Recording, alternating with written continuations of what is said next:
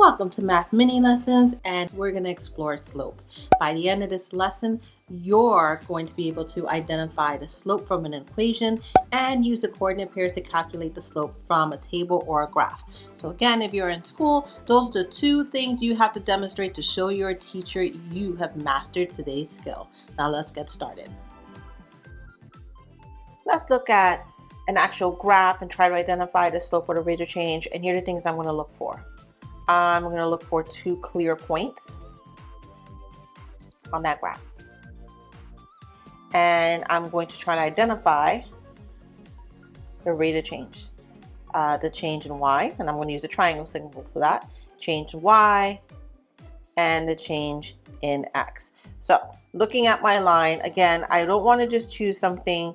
I want to choose something that's right on 2 points, because I can identify them. Like, look at this point here. If I had chosen this point, it's between numbers. I can only approximate. So I want to choose two absolutely definite points on my graph.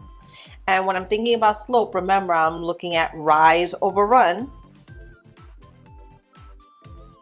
So I want to know how much it changes up or down before I go left to right.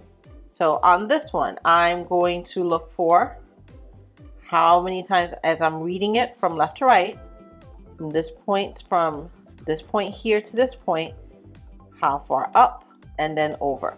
That's what I'm always looking for, the change in up and down, and then the run, rise and then run. So I'm going to use my triangle for this. What I mean by that is I'm going to create a right triangle. And this is going to help me identify how much it changes rise over run. And all I have to do is count this distance here. How far up do I have to go? And it's just counting again, just counting out. I'm going 1, 2, 3, 4, 5, 6, 7, 8. So I'm rising 8 and I'm moving over 1, 2, 3.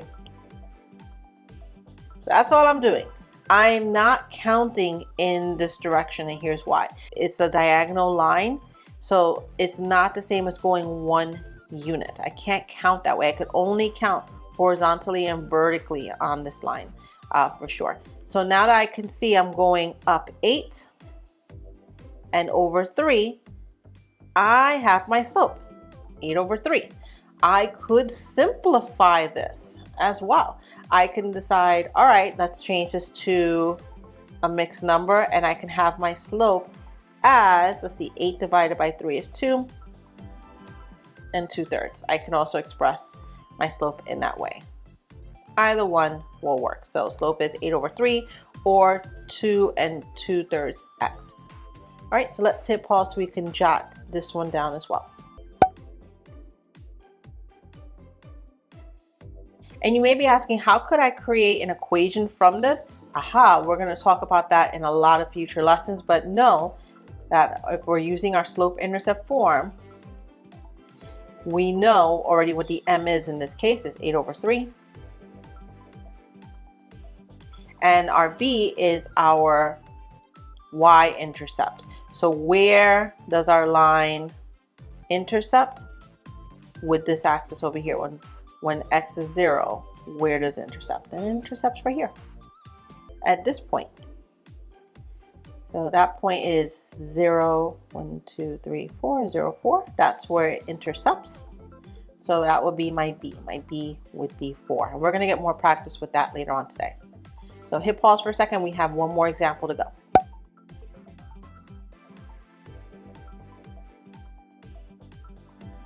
Okay, math marbles, for this first practice, you're going to watch me identify the slope in these equations. And my big hint is I'm going to change each equation and make sure that it is in slope-intercept form. Why?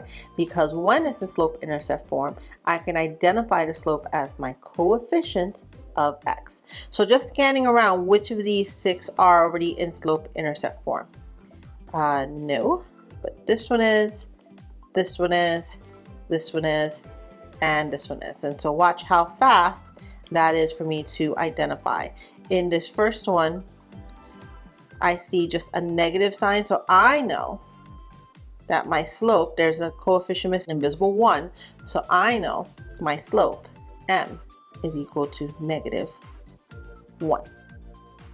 Let's look at the second one. My slope is, I see it right there, my m is just 4. So I'm just going to put that in, m is equal to 4.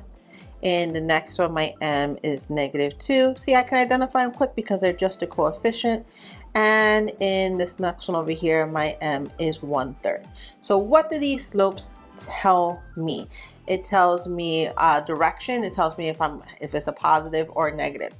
So if I want to put these into words, I'm going to go to this one over here first. It tells me I'm going to go down 1 over 1. That is what my slope is. It's down 1 over 1. When m is equal to 4, it's telling me that my slope is up 4 and over 1. And that's what my graph is going to be at. Somehow I'm just going to have to go up 4, like up 4 and over 1, up 4 and over 1, up 4 and over 1. That's what this is actually telling me. And you may be asking, how do I know it's over 1? Well, it's because I'm looking at this number 4. How do I represent that as a fraction? By just putting a 1 under it. So that's what it's telling me. It's telling me that it's just over 1. And how do I know if it's going up or down? Well, if it's a positive number, it's going up. It's a negative number, it's going down. Okay, so it's giving me a lot of information. So let's look at the next one, and I can see it's just negative 2. So I know it's going to be the same as negative 2 over 1. So what does this tell me about the direction of my graph? It's going to go down 2 and over 1. And the next one is already in fractional form, so I know I'm just going to go up 1 and over 3. So it gives me a lot of information. Just up 1 and over 3. Up 1 over 3. So it's a slower slope. Okay, so a lot of information there. Let's look at the two examples that are not in slope intercept form. So here's x is equal to, and here it's in a 2y minus 4x. We're going to look at that one. What we want to do is isolate the x. We want it on one side as one expression. So on this one over here, all I'm going to do is add 4 to both sides. That's going to create a 0 pair. And now I have x plus 4 is equal to y. And now I'm still looking for the coefficient in front of the x, and I can see it's just 1. There's nothing there, so I know that there's a visible 1 there. And that means my slope, m, is equal to 1. And I can predict in my brain, I know that means my line is going to go up 1 over 1. Okay? If this form really bugs you, you could just reverse the expressions and just put y equals x plus 4. If that makes it easier for you, but for your brain to just see it.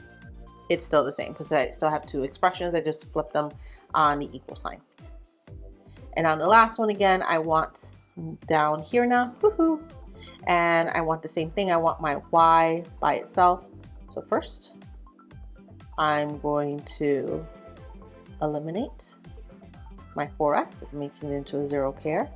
So now I have 2y is equal to 4x plus 8. And now to isolate my y, I'm going to divide this expression by 2. And that means I'm also going to divide this expression by 2. If it helps, you can say, well, I'm dividing both terms by 2, and that might make it easier for you to see it. So y is equal to 2x plus 4. And now you can identify m is equal to 2. In our brains, that means we know our line is going to go up 2 and over 1. And that's it for this one. This is just my little hint. When you have an equation, put it into slope-intercept form, and you can more easily identify what your slope is. And not only that, once you have your slope, you can predict the movement of that line. Hit pause so you can jot this down into your notes.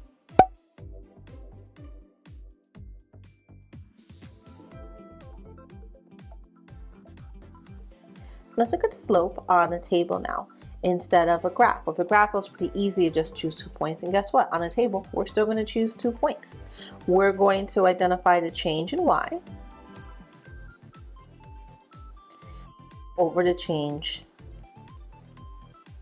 in x.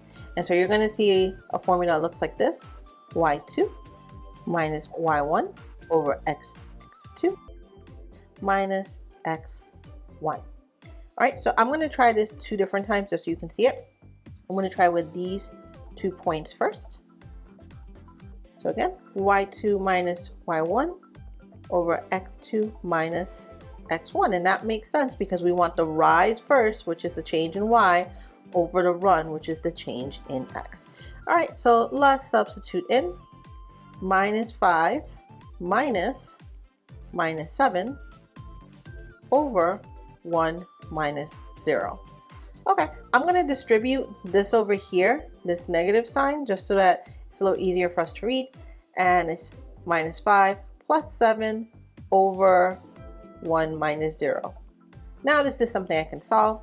Negative 5 plus 7 is positive 2 over 1. So that is our slope, 2 over 1 or 2. So I know I'm going up 2 over 1.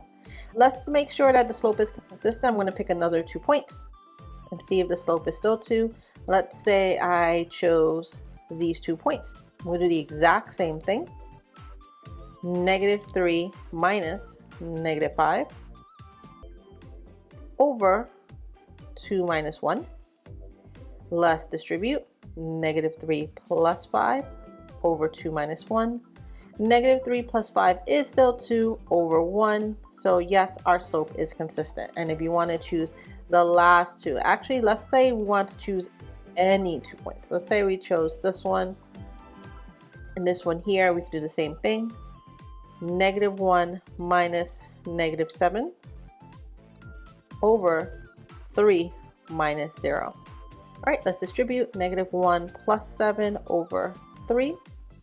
Negative 1 plus 7 is positive 6 over 3, which does simplify to 2 over 1 or 2. So our slope is consistent.